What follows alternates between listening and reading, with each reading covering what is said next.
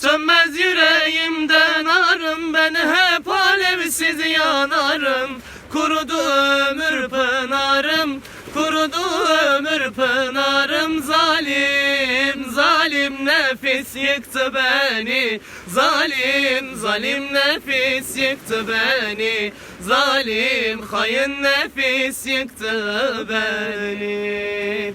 Gelin görün ne haldeyim, bir çare yaban eldeyim. Ben de bu nefsin elinden bilmem ki nasıl edeyim. Bilmem ki nasıl edeyim, bilmem ki nere gideyim. Nefis kurutmuş kanımı, esir almış bu canımı.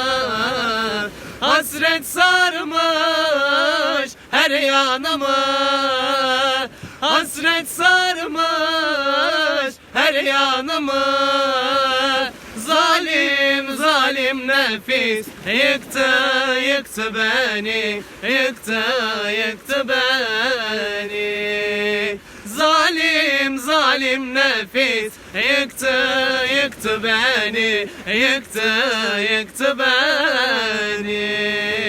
Mevla'ya aşık olmuşum, aşkıyla yanıp dolmuşum. Yine sararıp solmuşum, yine sararıp solmuşum. Zalim, zalim nefis yıktı beni. Zalim, zalim nefis yıktı beni. Zalim, hain nefis yıktı beni. Gelin görün ne haldeyim, bir çare yaban eldeyim. Ben de bu nefsin elinden bilmem ki nasıl edeyim. Bilmem ki nasıl edeyim, bilmem ki nere gideyim.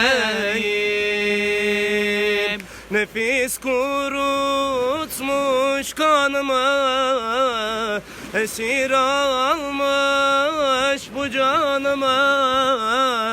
Hasret sarmış her yanımı, hasret sarmış her yanımı.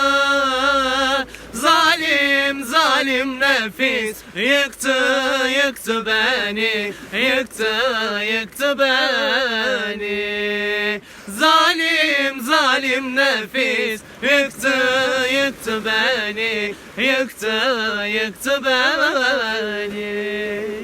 Bugün de Trabzon ilimizdeyiz arkadaşlar. Bu güzel eseri sizle paylaşmak istedik. Allah'a emanet olun. Selam olsun. Görüşmek Allah'a üzere emanet inşallah. olun. Görüşürüz arkadaşlar.